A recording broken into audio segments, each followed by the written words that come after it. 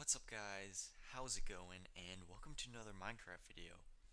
So in this video, I'm completing this room, actually like the actual structure of the room.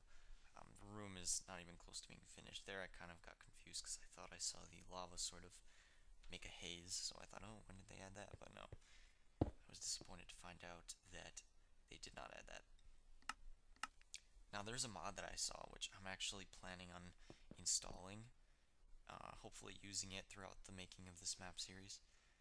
But it's a mod that makes water sort of moisten the blocks near it and makes lava sort of redden the blocks near it and create that haze. So it's really awesome and I really want to use that. Also, something I realized during the making of this room is that just regular, smooth stone looks really nice with cracked brick. Now, I actually did patch it up and just make this a perfect, just a regular perfect brick room, but I do plan on implementing regular stone with this cracked brick because it does end up looking really nice. So this is yet again another pre-recorded video. With these pre-recorded videos, I'm gonna try to end the video sort of earlier. What I mean by that is, I've been sort of not paying attention, and then the video ends, and I'm still talking. I feel awkward having to finish whatever I'm talking about, so I'm gonna pay more attention to the time now. I'm trying to get my videos 15 minutes, but sometimes I run over a little bit because, Minecraft is just that awesome that you just, you're playing and then you watch and 20 minutes have gone by. So that's the thing about Minecraft, is that it is that awesome. So here I decided to just patch up the wall manually with the brush. Didn't feel like having to replace anything.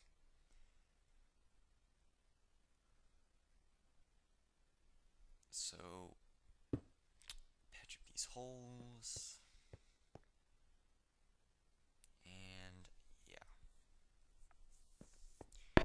So something that I'm going to get, so there's kind of an example there. I don't know if you see that. Yeah, right there. I realize how cool that looks with just regular stone and stone brick. Sort of looks like the stone brick wore away.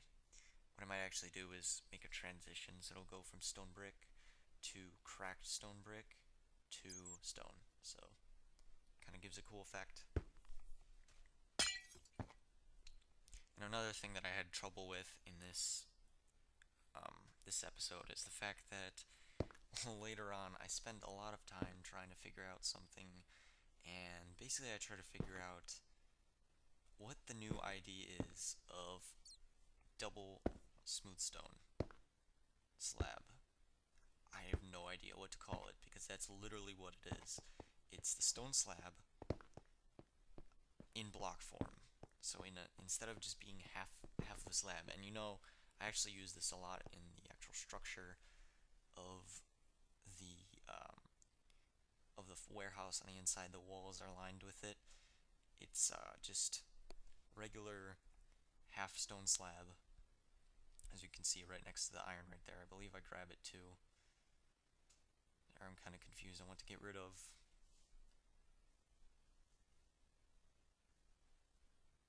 Not sure why that happened, but it did. But you can actually, and I only knew about this recently, I'm actually surprised, is my two favorite, or I should say, my three favorite blocks to use in Minecraft whenever I make anything are iron blocks, smooth stone slabs, and stone bricks. I like to use those a lot because it gives, again, that sort of industrial feeling. But something that I was really pleasantly happy to see is the fact that there actually is a stone slab block. Now that's something that really shocked me at first because I saw it and I'm like, what is that? I thought it was iron at first, but then I took a closer look at it and it was not iron. So normally when you stack stone slabs, you get double slab, and it has that line, and you can still tell that it's a stone slab. You just stacked it twice, but you can actually get a perfect sort of cube of that. Instead of having it two separate slabs, you have one big block of it. And before it was actually a block, I'm pretty sure that's all it was. Now, it took me a little bit of time to find the new ID because Jeb replaced, or I'm not sure if it was Jeb or Dinnerbone, I'm not sure. But when they added the nether, so here I'm getting some more block lag. I was really, really mad about this because it's getting me, basically driving me nuts when this kind of stuff happens. But yeah, back to the nether brick. When they added nether brick basically replaced the IDs of the stone slab block, and it took me a little bit of time in this video to find what the idea, or what the new ID of that block is, and it took me a little bit of time to find it, and it's actually not in block form anymore. When you give it to yourself, it is a block.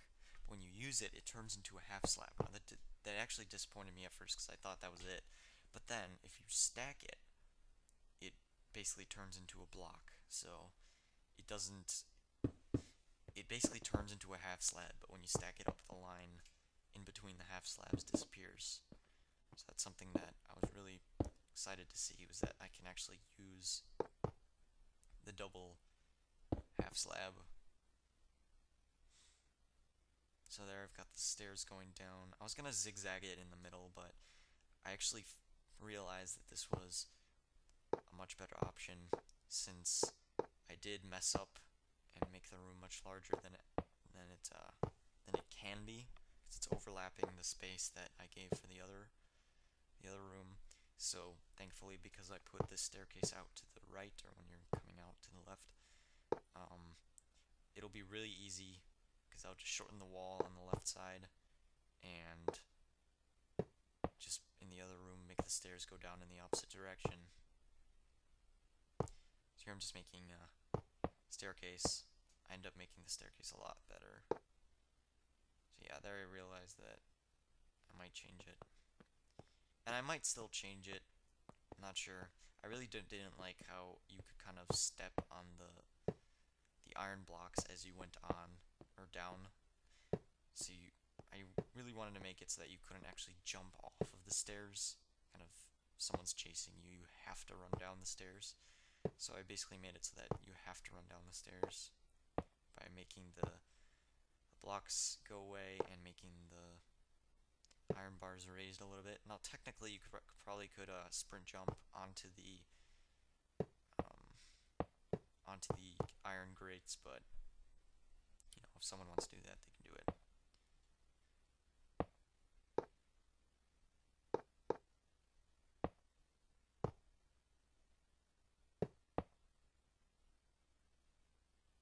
So yeah, there we go. It slowly becomes more even. Whenever I build something, I always go through multiple versions. That's what I tend to do.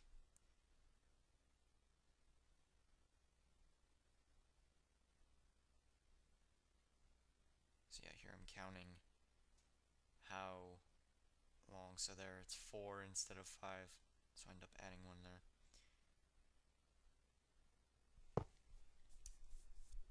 I think the hitboxes that Minecraft uses are really confusing, just because they're kind of hard to place things on, and I really don't like how slim some of the hitboxes are.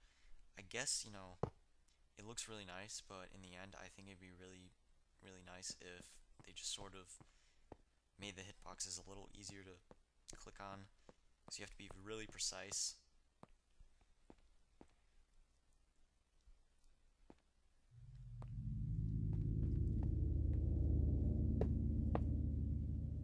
So there I finished the stairs. So yeah, that's a lot nicer.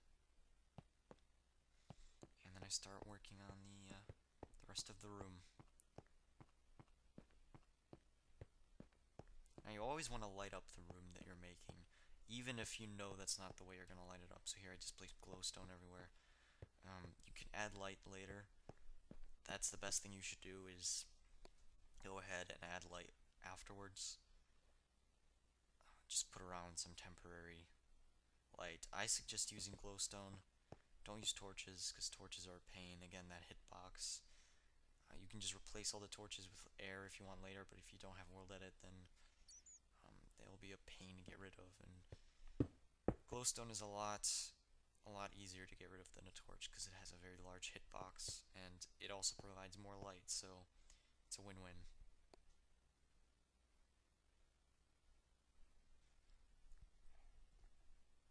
As for my mouse, which again, hopefully I'm not too awkwardly moving in this video. I'm still trying to master using my mouse. I just got so used to that magic mouse that it sort of messed with the actual way I use regular mice now, where I can't even middle click without having to think about it. It's kind of weird, just because I haven't used a normal mouse in so long, because I've used that magic mouse. So again, if you're going to use your mouse a lot for a lot of clicking, I really don't suggest the magic mouse. So here I'm looking for something. I'm actually looking for how to make a grid, like basically how to make a repeating pattern, sort of like a checkerboard. And then I realized that it's not actually a command. It's actually just a fancy way of using //stack. So what you do first is you make the here I made the square a little bigger. What you should do is just make them the simplest form of the design. So in this case, it'd just be a 2x2 square. For some reason, I made a 4x4 square though, just so I could get an idea of how it looked before actually applying it to the floor. So yeah, so there's like that sort of grid. So what you do is you just select it, and then you just stack it. What I do is, instead of wasting time and counting, just do //stack and just think of an approximate number to use. And if it doesn't reach the end, just add whatever amount that you see needs. So there, I just need to add 1. And if it goes past the wall, it doesn't really matter because you don't see that. But again, I'm going to have to fix that wall, so technically I'm going to have to remove that. So there, I stack it in that direction, and I fix the entire floor. So there, bam, almost no effort at all, and I replace the entire floor with the grid pattern. So here I realized that I want it on the walls too. Now the walls aren't going to be completely covered in it, so it's not going to be a perfect cube or anything of that. The walls are simply going to start with that pattern, and then it'll sort of like wear away with sort of like a little sort of decaying away sort of thing design. And I'll go ahead and continue on with stone bricks, and then I'll switch from stone bricks to cracked stone bricks, and then just regular smooth stone. And the ceiling, I think, will end up just being complete smooth stone. I also want to add possibly some roundness to the ceiling, since I really don't like perfectly square areas. It really bothers me having a perfectly square area. That's something that you should probably avoid, is having a perfectly, basically cubic area, because it really does not look that nice. So here I spend the next, who knows how long, trying to find the actual ID, as I was saying. So I'll skip the video, because I do spend quite a long time trying to figure it out. So I'll skip the time that it takes me to figure this out, and yeah. So yeah, here, 19 minutes into the video, and I finally figured it out. So yeah, that was pretty awesome. Again, you have to stack 2 slabs still, but it does look like 1 block, so that's what I meant. So here I made almost made a 4x4, but I realized that why do that if you can just simply make it 2x2. So I replaced the entire wall, and then I realized that that's not what I want to do. So not sure what I'm giving myself there.